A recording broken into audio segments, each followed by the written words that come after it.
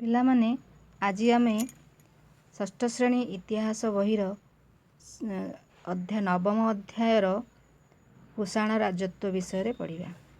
ଖ୍ରୀଷ୍ଟ ଜନ୍ମର ପୂର୍ବବର୍ତ୍ତୀ 200 ବର୍ଷ ମଧ୍ୟରେ ପଶ୍ଚିମ ଏସିଆ ଭୂଖଣ୍ଡକୁ ବିଭିନ୍ନ ଜାତିର ଲୋକମାନେ ଆସିଥିଲେ। ସେମାନଙ୍କ ମଧ୍ୟରେ 3ଟି ଜାତି ଯଥା ଶକ, ପଲ୍ଲବ ଏବଂ ୟୁଚି ପ୍ରଧାନ।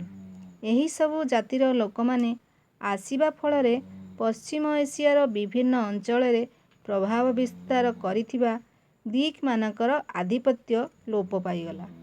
ଏହି ଜାତିମାନଙ୍କ ମଧ୍ୟରେ ୟୁଚି ଜାତି 5 ଗୋଷ୍ଠୀରେ ବିଭକ୍ତ ହୋଇଥିଲେ। ଏମାନଙ୍କ ମଧ୍ୟରେ କୁଷାଣ ଗୋଷ୍ଠୀ ପ୍ରସିଦ୍ଧ ଥିଲେ। କୁଷାଣମାନଙ୍କ ଉତ୍ପତ୍ତି ବିଷୟରେ ଚୀନ ଭାଷାରେ ଲିଖିତ ପ୍ରାଚୀନ ଗ୍ରନ୍ଥରୁ ଅନେକ ତଥ୍ୟ ମିଳିଥାଏ। ଏହି ତଥ୍ୟ ଅନୁସାରେ ଖ୍ରୀଷ୍ଟପୂର୍ବ 2ୟ ଶତାବ୍ଦୀରେ ଚୀନ ଦେଶର ପଶ୍ଚିମ ଭାଗରେ ୟୁଚି ନାମକ ଗୋଟିଏ ଶକ୍ତିଶାଳୀ ଯାଯାବର ଜାତି ବାସ କରୁଥିଲେ। ହୁନ୍ ନାମକ ଅନ୍ୟ ଏକ ଶକ୍ତିଶାଳୀ ଯାଯାବର ଜାତି ଏମାନଙ୍କୁ ସେଠାରୁ ତଡ଼ି ଦେଇଥିଲେ।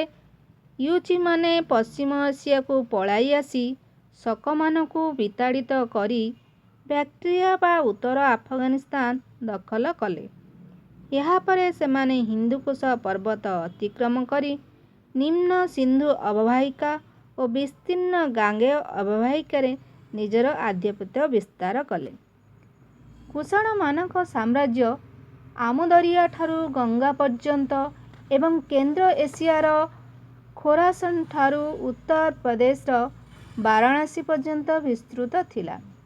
କେନ୍ଦ୍ର ଏସିଆର କେତେକ ଅଞ୍ଚଳ, ଆଫଗାନିସ୍ତାନର କିଛି ଅଂଶ ଏବଂ ପାକିସ୍ତାନ ଓ ଉତ୍ତର ଭାରତର ଅଧିକାଂଶ ଅଞ୍ଚଳ କୁଷାଣ ସାମ୍ରାଜ୍ୟର ଅନ୍ତର୍ଭୁକ୍ତ ଥିଲା।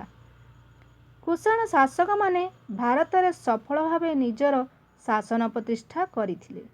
ସେମାନଙ୍କ ମଧ୍ୟରେ ପ୍ରଥମ କାଡଫିସେସ୍ ଓ ଦ୍ୱିତୀୟ କାଡଫିସେସ୍ ପ୍ରମୁଖ ଥିଲେ। ଏହି 2 ଜଣ ରାଜା ତାଙ୍କ ରାଜ୍ୟରେ ଅନେକ ମୁଦ୍ରା ପ୍ରଚଳନ କରିଥିଲେ। ଦ୍ୱିତୀୟ କାଡଫିସେସ୍ ସ୍ୱର୍ଣ୍ଣମୁଦ୍ରା ପ୍ରଚଳନ କରିଥିଲେ। ଏହା ଭାରତର ପ୍ରଚଳିତ ପ୍ରଥମ ସ୍ୱର୍ଣ୍ଣମୁଦ୍ରା ଥିଲା। କେତେକ ମୁଦ୍ରାରେ ଶିବ ମୂର୍ତ୍ତି ଥିବାରୁ ସେ ଶିବ ଉପାସକ ଥିଲେ ବୋଲି ଅନୁମାନ କରାଯାଏ। କୁଷାଣ ସମ୍ରାଟ କନିଷ୍କ କୁଷାଣ ରାଜବଂଶର ତୃତୀୟ ଏବଂ ସର୍ବଶ୍ରେଷ୍ଠ ରାଜା ଥିଲେ।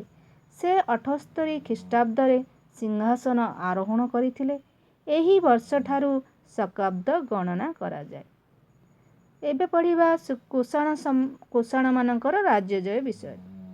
କନିଷ୍କ ସିଂହାସନ ଆରୋହଣ କରିବା ସମୟରେ ତାଙ୍କ ରାଜ୍ୟ ଆଫଗାନିସ୍ତାନ, ସିନ୍ଧୁ ପ୍ରଦେଶର ଏକ ବୃହତ୍ ଅଂଶ, ପଞ୍ଜାବ ଏବଂ ପାର୍ଥିଆ ଓ ବ୍ୟାକ୍ଟ୍ରିଆର କେତେକ ଅଞ୍ଚଳରେ ବିସ୍ତୃତ ଥିଲା।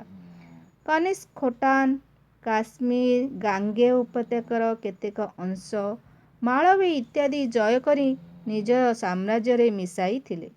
ତାଙ୍କ ସାମ୍ରାଜ୍ୟ ପଶ୍ଚିମରେ ପାରସ୍ୟ ଠାରୁ ପୂର୍ବରେ ପାଟଳିପୁତ୍ର ପର୍ଯ୍ୟନ୍ତ ବିସ୍ତୃତ ଥିଲା। ଫିରୋଜପୁର ତାଙ୍କର ରାଜଧାନୀ ଥିଲା। ଅଶୋକଙ୍କ ଦ୍ୱାରା ପ୍ରଭାବିତ ହୋଇ କନିଷ୍କ ବୌଦ୍ଧ ଧର୍ମ ଗ୍ରହଣ କରିଥିଲେ ଓ ଏହି ଧର୍ମ ପ୍ରଚାର ଓ ପ୍ରସାର ପାଇଁ ଅନେକ କାର୍ଯ୍ୟ କରିଥିଲେ। ସେ ଅନେକ ସ୍ତୂପ ଓ ବୌଦ୍ଧ ବିହାର ନିର୍ମାଣ କରିଥିଲେ।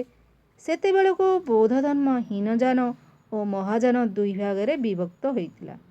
କନିଷ୍କ ମହାଯାନ ବୌଦ୍ଧ ଧର୍ମର ପୃଷ୍ଠପୋଷକତା କରିଥିଲେ। ତାଙ୍କ ଦ୍ୱାରା ଚତୁର୍ଥ ବୌଦ୍ଧ ସମ୍ମିଳନୀ ଆହୂତ ହୋଇଥିଲା।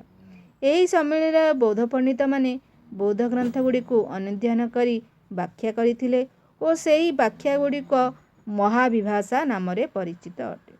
ଏହାଛଡ଼ା ସେ ବୌଦ୍ଧ ଧର୍ମର ପ୍ରଚାର ଓ ପ୍ରସାର ପାଇଁ ମଧ୍ୟ ଏସିଆ ଓ ଚୀନକୁ ପ୍ରଚାରକ ପଠାଇଥିଲେ। କନିଷ୍କ ଅନେକ ମୁଦ୍ରା ପ୍ରଚଳନ କରିଥିଲେ। ସେହି ମୁଦ୍ରାଗୁଡ଼ିକରେ ବିଭିନ୍ନ ଗ୍ରୀକ୍ ଓ ଭାରତୀୟ ଦେବାଦେବୀଙ୍କ ମୂର୍ତ୍ତି ଥିବାରୁ ସେ ଅନ୍ୟ ଧର୍ମ ପ୍ରତି ସହନଶୀଳ ଥିଲେ ବୋଲି ଅନୁମାନ କରାଯାଏ।